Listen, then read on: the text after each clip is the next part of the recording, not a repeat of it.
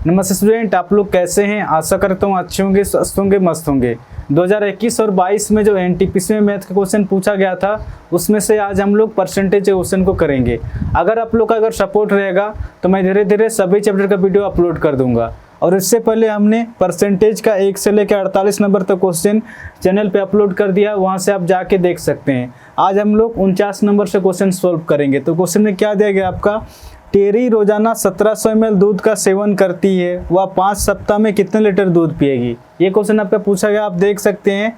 RRB NTPC में 9/2/2021 को evening shift में पूछा गया है। अब जैसे जैसे क्वेश्चन कर रहा है उस हिसाब से लिखते जाएंगे। तो क्वेश्चन में क्या दिया गया, टेरी रोजाना 1700 ml दूध का सेवन करती है। तो 1700 ml को मैं लिख सकता हूँ 1.7 लीटर लिख सकता हूँ। आगे क्वेश्चन क्या दिया, 5 सप्ताह में कितने लीटर दूध पिएगी क्वेश्चन में दिया गया। तो एक सप्ताह में कितना दिन होता है, एक सप्ताह में 7 दिन होता है। तो 5 सप्ताह में कितना दिन हो जाएगा, 7×5 = 35 दिन हो जाएगा। ठीक है, अब इसको सोल्व करेंगे। 35 × 17 कितना हो जाएगा,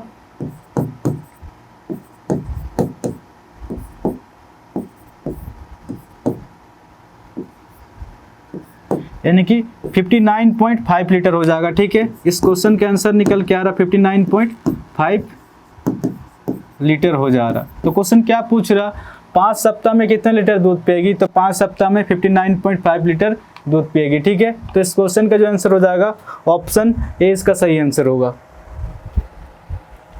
50 नंबर क्वेश्चन में क्या दिया गया आपका, एक देश में निरक्षर व्यक्तियों की संख्या 10 वर्षों में 150 लाख से घटकर 100 लाख हो गई, कमी का प्रतिशत ज्ञात कीजिए। क्वेश्चन पूछ रहा, ये क्वेश्चन पूछा गया आपका, आप देख सकते हैं। आरआरबी एनटीपीसी में 10/2/2021 को मॉर्निंग शिफ्ट में पूछा गया। अब जैसे जैसे क्वेश्चन कर रहा है उस हिसाब से लिखते जाएंगे। तो क्वेश्चन में क्या दिया गया, एक देश में निरक्षर व्यक्तियों की संख्या 10 वर्षों में 150 लाख से घटकर 100 लाख हो गई।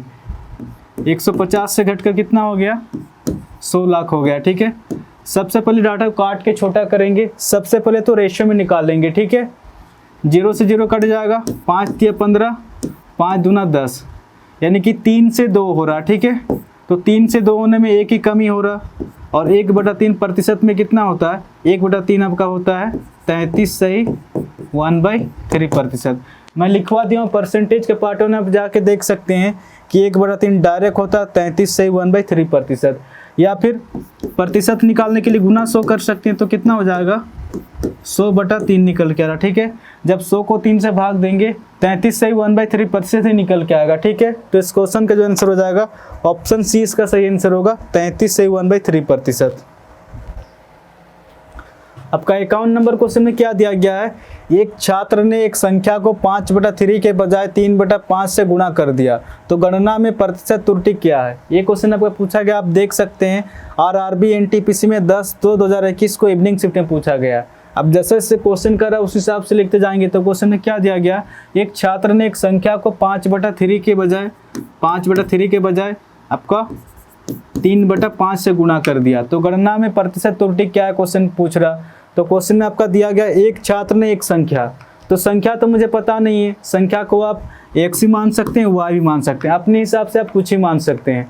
तो हमने वो संख्या x और y ना मान के हमने वो संख्या माना।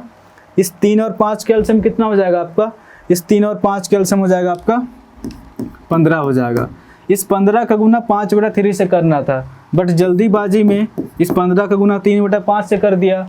तो एक्चुअल में रिजल्ट आना चाहिए था 3×5 = 15, 25 आना चाहिए था, बट जल्दीबाजी में कितना निकल के आ रहा, 5×3 = 15, यानी कि 9 निकल के आ रहा। तो कितने की गड़बड़ हो रहा है आपका, 16 की गड़बड़ हो रहा है। कितना पर, 25 पर 16 की गड़बड़। और प्रतिशत निकालने के लिए गुना 100 करेंगे। अब इसको सोल्व करेंगे तो डायरेक्ट आंसर निकल के आएगा, 25 चौके 100 हो जाएगा, 16 चौके 64% की गड़बड़ हो जाएगा। ठीक है, ऑप्शन डी इसका सही आंसर होगा, 64% की गड़बड़ हो जाएगा।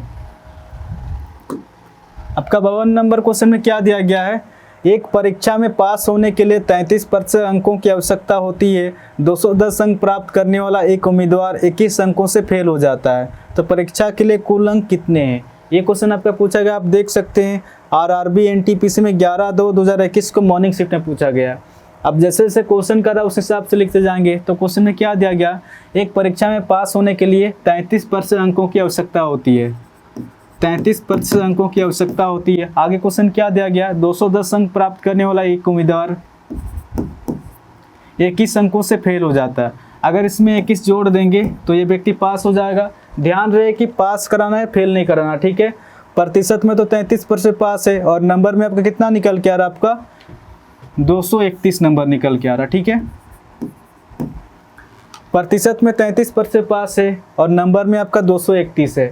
ये दोनों आपस में बराबर ये क्वेश्चन कर रहा है। अब इसको सोल्व करेंगे, कितना पे जाएगा, 33 से 1 पे जा रहा और ये 7 पे जा रहा, यानी कि 1% कितना निकल के आ रहा, आपका 7 निकल के आ रहा। तो क्वेश्चन क्या पूछ रहा, परीक्षा के लिए कुल अंक कितने, क्वेश्चन पूछ रहा। तो कुल अंक टोटल तो हमेशा 100% होता है।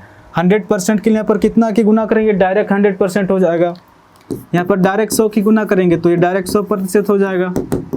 अगर बराबर के इधर हमने 100 की गुना किया है तो बराबर के इधर भी 100 की गुना करेंगे तो कितना हो जाएगा, 700 निकल के आ रहा। तो क्वेश्चन क्या पूछ रहा, परीक्षा के लिए कुल अंक कितने हैं, तो 700 हो जाएगा, ठीक है।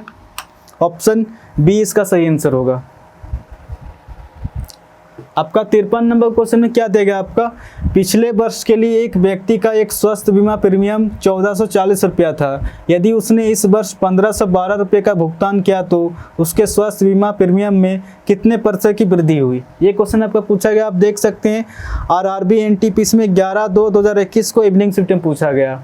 अब जैसे जैसे क्वेश्चन करा उस हिसाब से लिखते जाएंगे। तो क्वेश्चन में क्या दिया गया, पिछले वर्ष के लिए एक व्यक्ति का स्वास्थ्य बीमा प्रीमियम 1440 रुपया था, यानी कि पहले 1440 रुपये भुगतान कर रहा था। अब कितना भुगतान कर रहा है, 1512 रुपये का भुगतान कर रहा है। तो कितने की वृद्धि हो रहा है, आपका